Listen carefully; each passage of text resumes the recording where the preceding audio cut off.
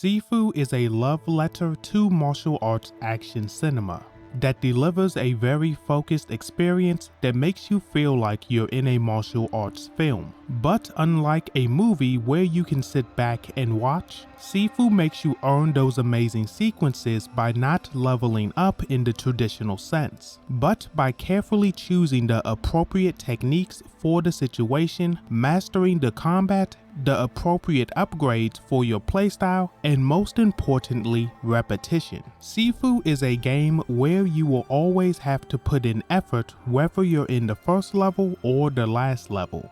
There will never be a point during this game where you can just press one button and win. And I love it. Sifu sits somewhere between character action games like Devil May Cry, roguelites like Hades, and Souls-likes, well, like the Souls series. But what makes the game unique is the aging mechanic. You don't get simple game overs when you die. Your character comes back, but the caveat is that they get older because of a pendant the character has. However, your max age is 70 and it carries over between the 5 levels. So what should you do if you're age 59 with a build you don't like at the end of level 2? Well, you return to level 1 using the shortcuts you unlocked with the experience of going through this level before, in addition to the new moves you unlocked, allowing you to beat this level with no deaths and repeating that process with level 2. This allows you to start level 3 at age 20, giving you a lot of room for experimentation. And this cycle of repetition is at the core of Sifu's gameplay experience. Starting as an inexperienced student and going through practice, you quickly become a master that no one can beat.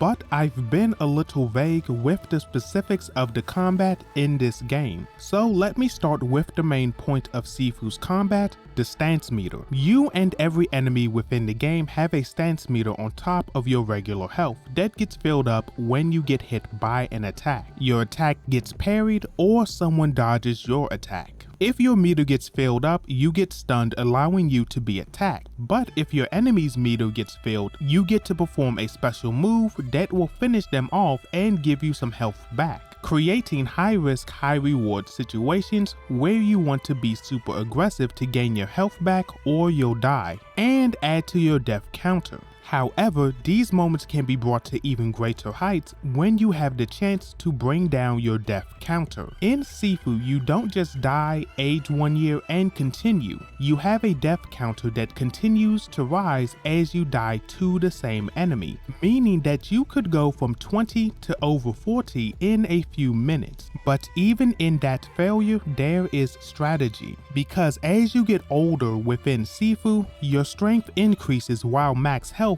decreases, and access to new moves or upgrades get cut off. And this makes perfect sense, because as you get older, you would much rather improve the thing that you're good at to accomplish the task ahead of you, and this makes me think of a Bruce Lee quote: "I fear not the man who has practiced 10,000 kicks once, but I fear the man who has practiced one kick 10,000 times." And this is the case with Sifu. With me going through the club level like this on my first run versus my 5th run of the level about 2 hours later. However, with all of this praise for the combat, I haven't gotten to the best part of the game, the boss battles. Every boss in the game tests a different aspect of the battle system. Fajar makes sure that you have a basic understanding of all of your tools, with plenty of moves that can be parried in addition to super damaging moves that are heavily telegraphed.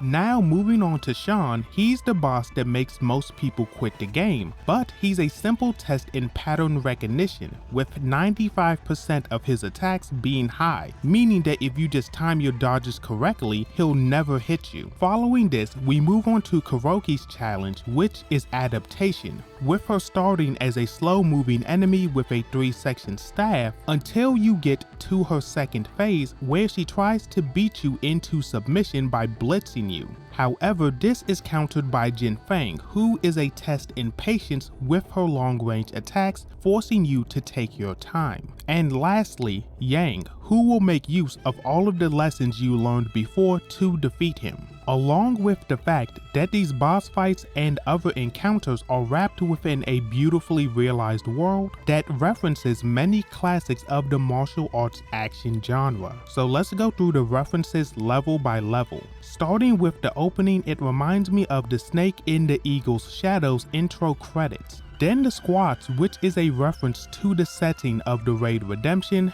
and within this level you get a hallway fight like Old Boy, a boss fight like Parasako from the Raid 2, in addition to fighting in a bamboo forest like Crouching Tiger, Hidden Dragon. Then moving on to the club, I didn't see many things, but I feel like the level itself is based on the club from John Wick. Then we get to the museum, which I believe is the best designed level in the game. But unfortunately, nothing stands out except for Kuroki, who is a walking reference to Lady Snowblood. However, I couldn't find anything in the tower itself except for the trophy you get for beating Jin Fang, Lady Wing Chun, which is talking about the fact that the martial art Wing Chun was created by a lady named Wu Mei. But talking about Wing Chun, it ties into the playable character, the main villain Yang, the intro level, and the final level. So let's talk about it. Wing Chun is the primary fighting style of the player character and Yang, using moves that look like they were ripped out of Ip Man. We start the game as Yang in all black on a stormy night,